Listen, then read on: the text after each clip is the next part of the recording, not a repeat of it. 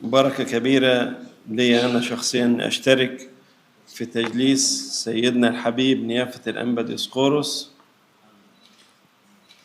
وسيدنا نيافة الأنبا ديسقورس علاقة قديمة خالص من ساعة ما دخلت الدير وعرفت نيافته.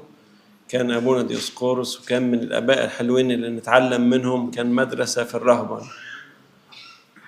احنا هنا في الدير وهتلاقوا معاكم أب راهب، مش بس أسقف لكن هو أسقف راهب يتمتع بصفات رهبانية كتير نقدر نتعلم منها هنا في الدير. زي ما قال سيدنا التزامه بالكنيسة والصلوات المجمع، التزامه بصلواته الخاصة، حياته الروحية اللي بيحافظ عليها وقوانينه، وكل ده اللي هو محتاجينه في الرهبنة.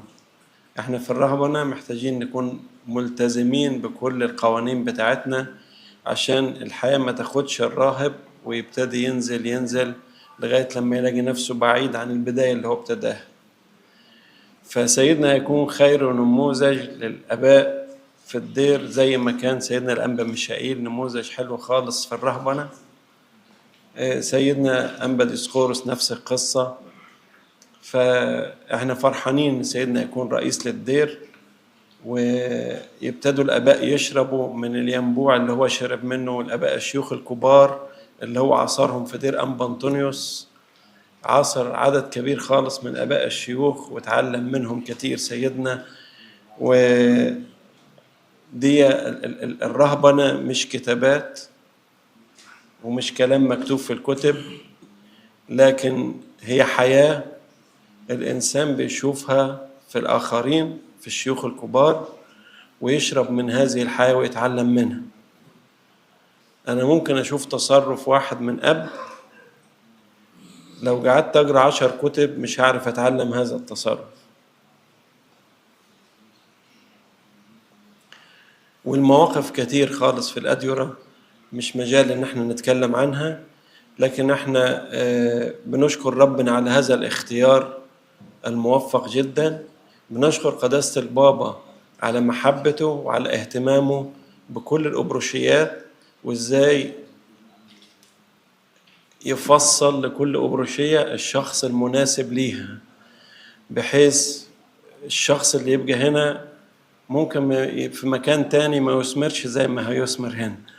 ومن الحكمة اللي ربنا اداها لقداسة البابا إنه إزاي يحط لكل مكان الشخصية المناسبة اللي تثمر فيه وتجيب الثمر 30 و60 و100. بنشكر كل الآباء المطارنة والأساقفة اللي حضروا معانا على محبتهم وعلى حضورهم. كل واحد فيهم عنده التزامات كتيرة، فضى نفسه محبة في الأبروشية ومحبة في سيدنا الأنبا ديسقورس عشان يشترك معكم في الفرح. طبعا بنشكر شكر كبير لسيدنا الحبيب نيافة الأنبا برنابا على الفترة الكبيرة اللي تعب فيها واللي أدار فيها الأبروشية خير إدارة، علشان لما يجي سيدنا يستلم أو الأسقف الجديد اللي هيستلم ما يتعبش كتير في حل مشاكل كتير متسابة من سنتين. لكن سيدنا بذل مجهود كبير أن يسلموا المكان بأقل شيء من المشاكل أو من المواضيع المعلقة.